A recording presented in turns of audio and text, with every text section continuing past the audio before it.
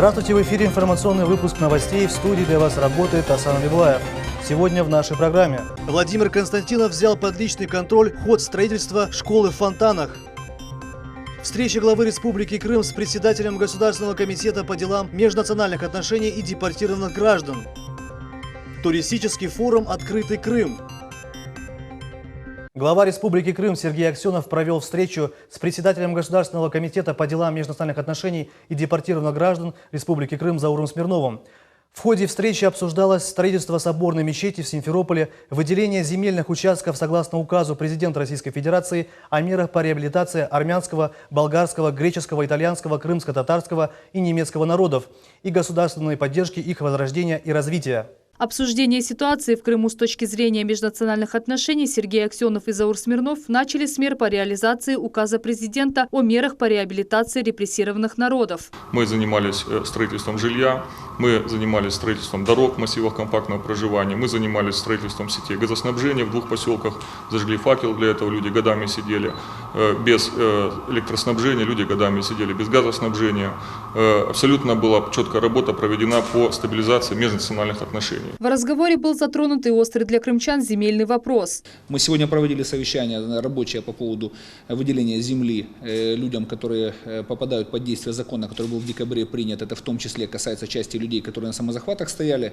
Дорожная карта подписана Министерством земельных и имущественных отношений с муниципалитетами.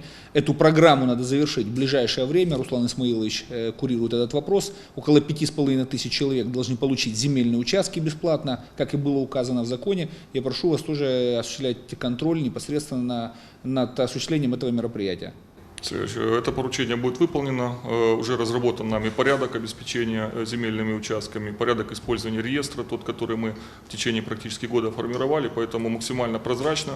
И только те люди получат земельные участки, которые имеют на это право, не дадим никаких возможностей для спекуляции, для злоупотребления. Большинство этих людей, и спасибо им, действительно, они сами приняли решение о сносе своих построек, и за это огромное спасибо, за то, что они соблюли в данном случае все законодательные нормы Российской Федерации. И это, конечно, тоже должно учитываться. Заур Смирнов поблагодарил главу республики и попросил его передать слова благодарности президенту России за решение вопроса о строительстве соборной мечети в Симферополе. Продолжает работу тяжелая техника, закончены все проектные работы, проведены все работы по экспертизе. Очень хорошие отзывы, Сергей Иванович, и большие слова благодарности за телеканал «Миллет». Выходим в ближайшие дни на спутниковое вещание, будем покрывать всю территорию Российской Федерации, будем покрывать всю территорию Восточной Европы, Турцию и всю Центральную Азию. Поэтому я считаю, тоже это для нас прорыв. Мы получаем еще один инструмент для объективного освещения всех тех событий, о которых мы с вами сегодня говорим, от тех, которые происходят в Крыму. Также мы до 21 апреля, это будет у нас, кстати, праздничный день в республике, День возрождения реабилитированных народов, выпускаем в эфир радиостанцию FM, это Ветан Седасы, это тоже от телерадиокомпании «Миллет», будет крымско-татарское вещание. И также я считаю, что большой прорыв. Кроме того, глава Госкомнадса отчитался о работе Дома дружбы народов, который сегодня объединяет практически все национально-культурные общества и автономии. В разговоре был затронут и вопрос получения жилья. Хотим к 21 апреля порядка 20 квартир заселить в городе Симферополе.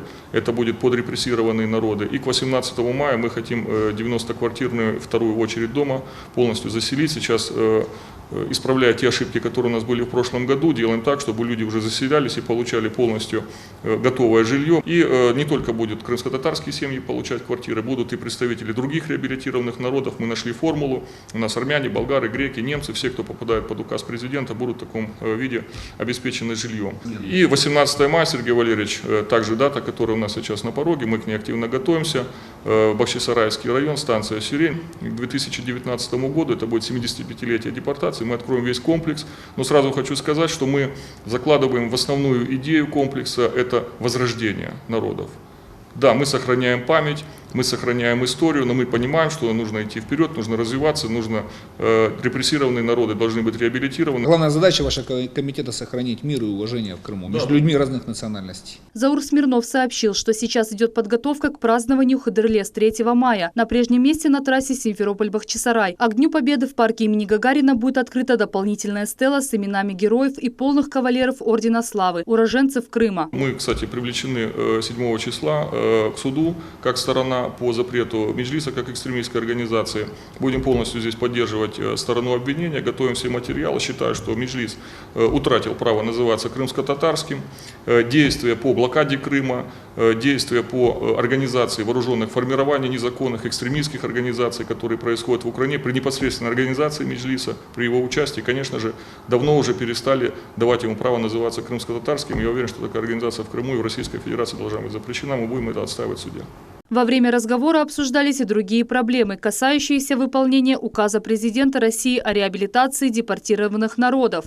На туристический форум «Открытый Крым» уже во второй раз собираются работники туристической отрасли, представители органов власти и администрации муниципальных образований в Крыму. Главная цель форума – презентация крымских курортных услуг в преддверии летнего сезона. На конференции по туризму побывала и наш корреспондент Айше Шулакова. В Ялте проходит туристический форум «Открытый Крым». В нем принимают участие более 100 представителей туристических компаний из различных регионов Российской Федерации.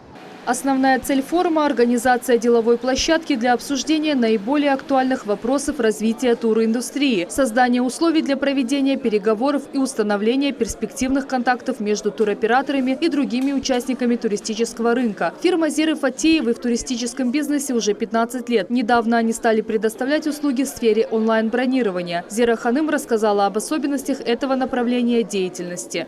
И предоставляет весь перечень услуг не только туристу, который может у нас забронировать от отеля до столика в ресторане, музея, такси и всего прочего, всех сфер услуг.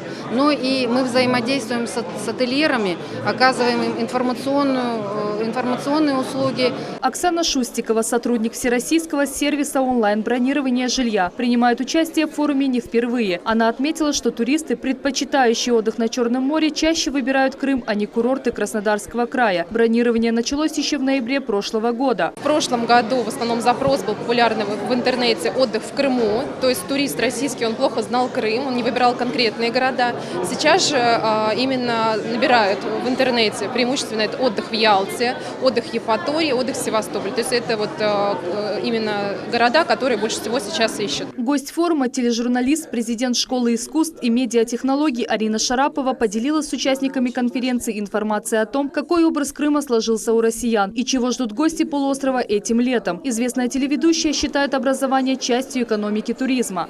Фундамент заложить образовательный сектор, потому что образование в данном случае несет под собой два направления. Это работа с туристическим менеджментом, туристическим персоналом. Это один образовательный аспект, который абсолютно необходим, потому что такие понятия, как эффективная работа, она закладывает в себя такие понятия, как коммуникация, умение общаться. В ходе пресс-конференции заместитель председателя Совета министров Руслан Бальбек отметил, что повышение туристической привлекательности Крыма находится на контроле у правительства и является одной из приоритетных задач. Крым пришел к тому, что сегодня есть четкая градация между туроператорами. Выстраиваются те отношения, при которых все участники туристической сферы понимают, каким образом улучшить курортный сервис и каким образом сделать так, чтобы совместная деятельность была полезной для всех участников туристического рынка. По словам вице-премьера, вся дилерская сеть, которая находится на материке, должна иметь эффективный канал коммуникации через туроператоров. Туроператоры – это та фабрика, которая формирует туристический продукт и соединяет коллективные средства размещения. То есть то, что для нас очень важно, является приоритетным, это авиасообщение, потому что по итогу именно авиасообщение дает цикличность, так необходимую для коллективных средств размещения, чтобы по итогу иметь возможность прогнозировать заполняемость, привязываться к цикличности и по итогу не допускать простоя номерного фонда. Министр курортов и туризма Республики Крым Сергей Стрельбицкий сообщил, что при министерстве создана рабочая группа по развитию религиозного туризма. Кроме существующего паломнического тура путями крымских ханов, в разработке находится еще один «Пасха в Крыму». Министерство готово оказать любую информационную и организационную поддержку всем конфессиям, у которых в течение года будут большие религиозные праздники. На наш взгляд, это то, чем богат Крым, и мы должны объявить на всю страну, что действительно и Пасху, и Курбан-Байрам можно праздновать в Крыму. Поэтому мы будем конфессиям оказывать всяческую поддержку. Министерство курортов прогнозирует повышенный интерес в Крыму на майские праздники, поскольку регион лидирует в топе запросов по внутреннему туризму. С начала года Крым уже принял 203 тысячи туристов. Это почти на 3% больше, чем за аналогичный период прошлого года, сообщил министр курортов и туризма республики Сергей Стрельбицкий. Среди регионов традиционно лидирует по популярности южный берег Крыма, куда направляется каждый второй турист. Каждый четвертый выбирает для отдыха Евпаторию и западное побережье, а каждый седьмой – Восточный Крым. Айше Шулакова, Виктор Еланцев, телеканал Миллет.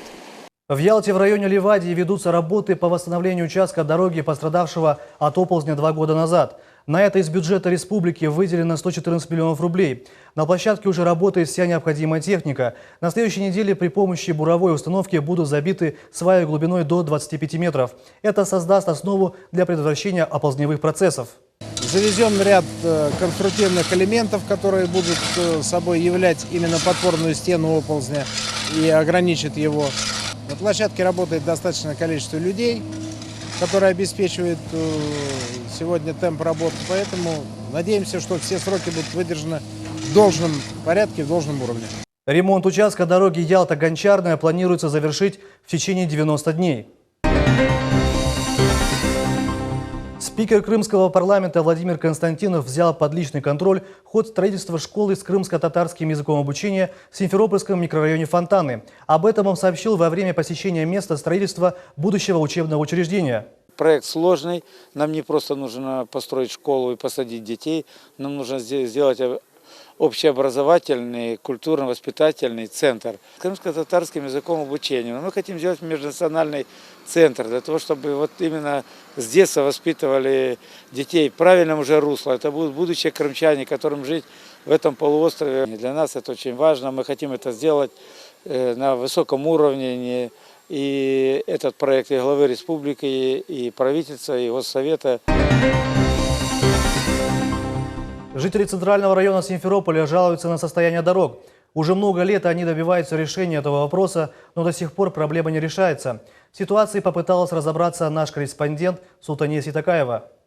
Рустем Керимов проживает на улице Гражданской уже 23 года. Рассказывает, что за все это время, несмотря на все обращения, дороги ни разу не ремонтировались. Дороги в ужасном состоянии. На машинах проехать невозможно, только на танках. Если проезжать, только на танках, потому что реально дороги вообще никогда не делались. Активистка Мария Павленко отметила, что в районе 2 детских садика и школа, но нет ни одного пешеходного перехода. Не установлены лежачие полицейские. Тротуары представляют собой руины. Кое-где асфальт и вовсе отсутствует. С этими вопросами Мария, начиная с 2012 года, обращалась в городской совет. С августа месяца 2015 года начнутся асфальтировать все наши улицы.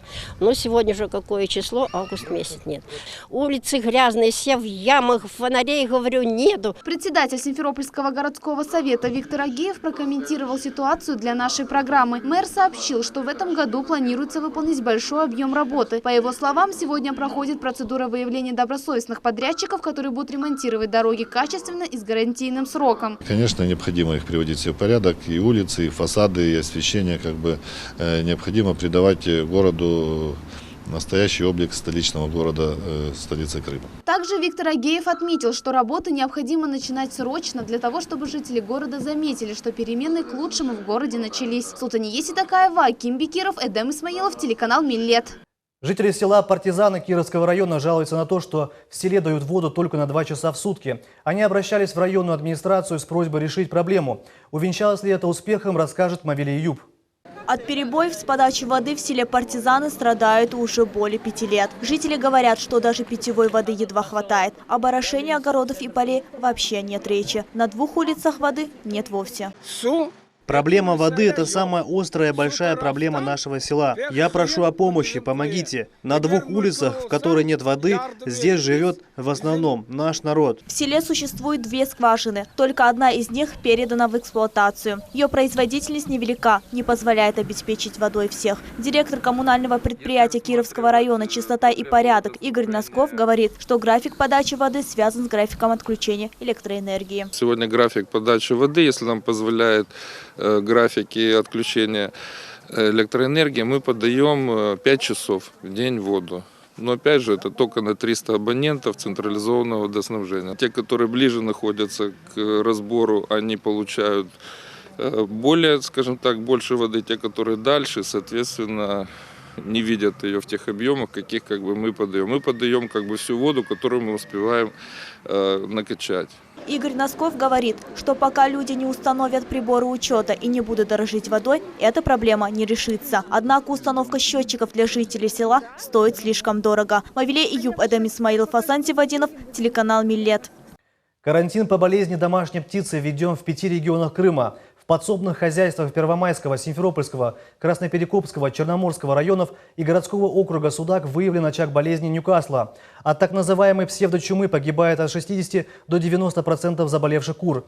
Специалистами Федерального центра охраны здоровья животных проводится комплекс мероприятий по ликвидации заболевания.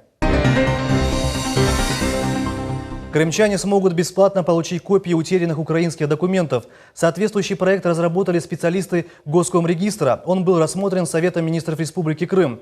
Для того, чтобы получить архивную копию утерянного или испорченного украинского документа, заявителю достаточно обратиться в регистрирующий орган с письменным запросом. В Крымской республиканской библиотеке имени Франко прошла презентация книги журналиста и историка Николая Маркетова «Крым. Время перемен». Первыми с работой ознакомились журналисты нашего телеканала.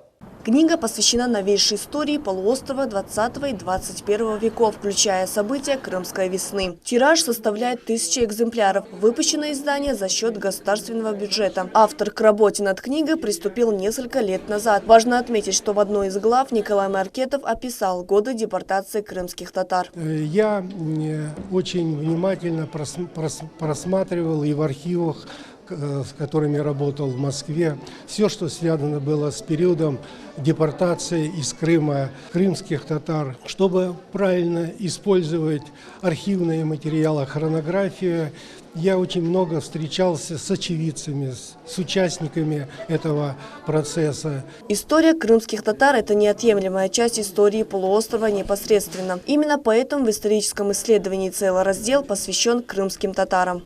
Уделил внимание и в предыдущих главах, до военного периода. То есть показывал, как не только судьба крымских татар складывалась, допустим, в период красного террора в 1920 году, 21 и 23. То есть я показываю все народы, которые проживали в Крыму, через что они прошли и что они испытали. Заместитель министра внутренней политики, информации и связи Республики Крым Вадим Первых отметил, эта книга для тех, кто всерьез любит Крым и интересуется его историей. Если вас интересует, как, например, развивалась экономика Крыма в царский период, о героических страницах истории Крыма в период Великой Отечественной войны или крымской истории, и вы хотите получить эту информацию доступно, то вы прочитайте эту книгу за несколько дней. На презентации были представители органов власти Республики Крым, научной и творческой интеллигенции, Крымского отделения Союза журналистов России, библиотекари и читатели крымских библиотек. Эта книга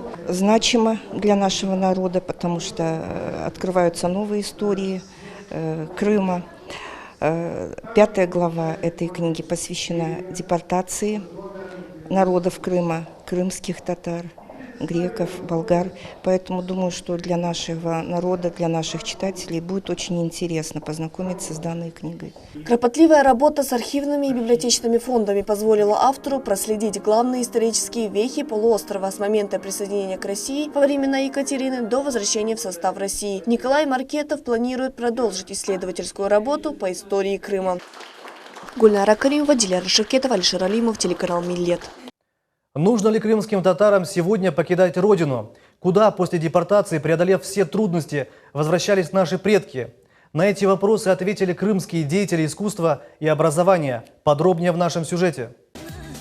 Некоторые крымские артисты, которые привыкли выступать на сценах украинских театров, не так давно покинули полуостров. Однако таких оказалось немного. Большинство крымско-татарских деятелей искусств не поддерживают идею жить за пределами Крыма. Они говорят, наши родители, преодолевая трудности, возвращались на родину, чтобы сохранить культуру и язык народа. Тот, кто уезжает, отказывается от этих ценностей. Йырлар, авалар, Сегодня нам необходимо развивать нашу культуру, сохранять национальные песни, танцы. В будущем нам это все нужно будет передать подрастающему поколению. Ансамбль «Крым» постоянно над этим работает. Для того, чтобы наши дети не забывали традиции, не забывали народное творчество, все мероприятия необходимо проводить с учетом национальных традиций. Если мы называем себя крымскими татарами, то мы должны знать и чтить свои обычаи. Мнение Сервера Акакуры поддерживает и программный директор крымско-татарского телеканала «Милет» Сусана Халилова. Ее бабушка и дедушка вернулись на родину из депортации в 70-х годах и поселились в степной части полуострова. На протяжении многих лет они не могли получить прописку. Были сложности с работой. По мнению Сусаны Ханум, сегодня крымско-татарская молодежь должна, оставаясь на родной земле, способствовать развитию народа.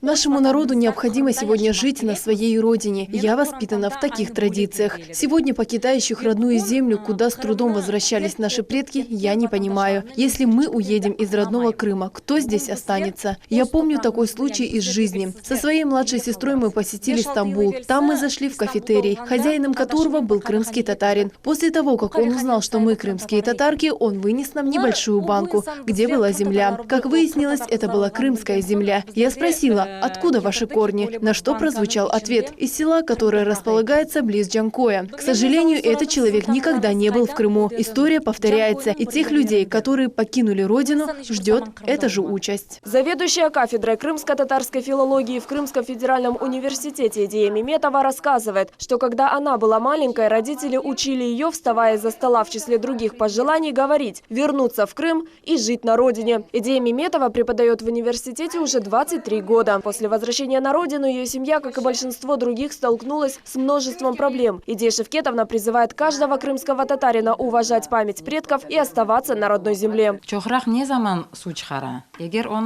родник давал воду, за ним нужно постоянно ухаживать, а для этого нужно знать, где его исток. Мы должны помнить тех, кто погиб за то, чтобы крымско-татарский народ вернулся на свою родину. Не забывать покойных Решата Гаджимилева и Юрия Бекировича Османова, которые сделали все, чтобы мы и наши дети жили в Крыму. Мы находим массу причин для того, чтобы покинуть свою родину. А это плохо. За это будут в ответе наши дети, потому что родина – это неотъемлемая часть души человека.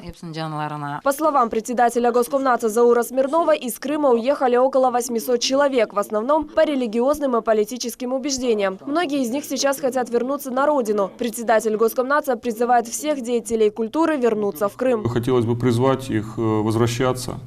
Я прежде всего обращаюсь к представителям наших артистов, тем, кто занят в шоу-бизнесе, тем, кто работает в средствах массовой информации, на телевидении, в каких-то изданиях.